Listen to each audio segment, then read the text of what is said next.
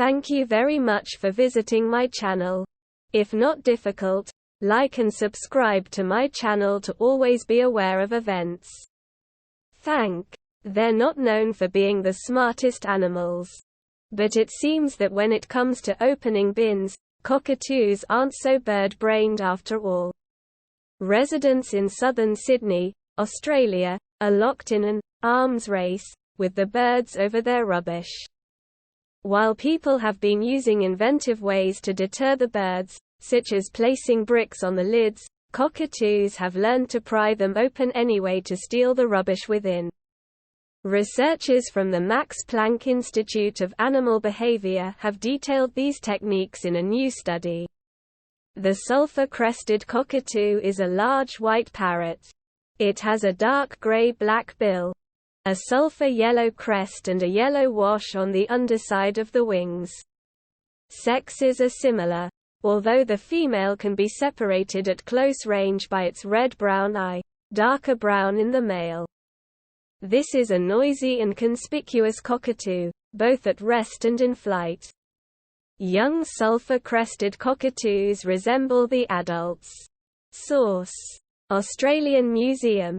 When I first saw a video of the cockatoos opening the bins, I thought it was such an interesting and unique behavior, and I knew we needed to look into it, said Dr. Barbara Klump, lead author of the study.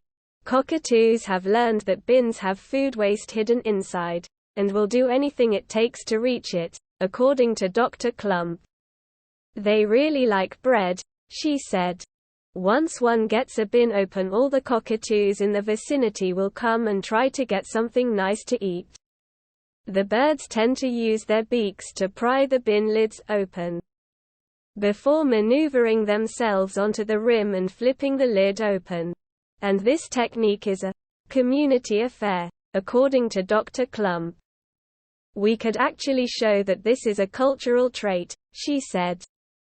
The cockatoos learn the behavior from observing other cockatoos, and within each group they sort of have their own special technique. So across a wide geographic range the techniques are more dissimilar.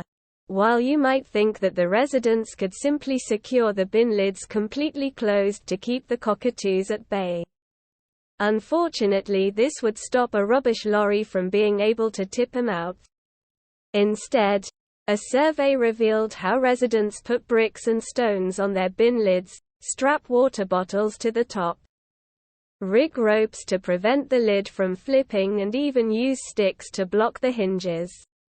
There are even commercially available cockatoo locks for bins, Dr. Klump said. Learned behavior isn't just seen in the cockatoos, it's also prevalent in the residents, according to the researchers.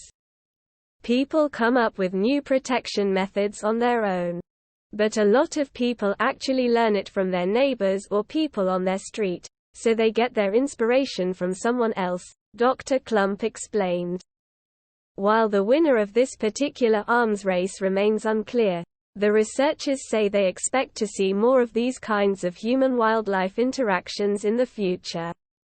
As cities expand, we will have more interactions with wildlife, Dr. Klump concluded.